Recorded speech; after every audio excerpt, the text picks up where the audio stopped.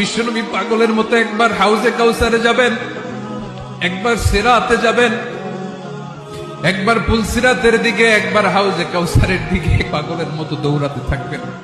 তার কোন গুনাহগার উম্মত যাতে জাহান্নামে ঢুকে না যায়, সেদিন কেউ সুপারিশ করতে পারবে না বিশ্বনবী ছাড়া।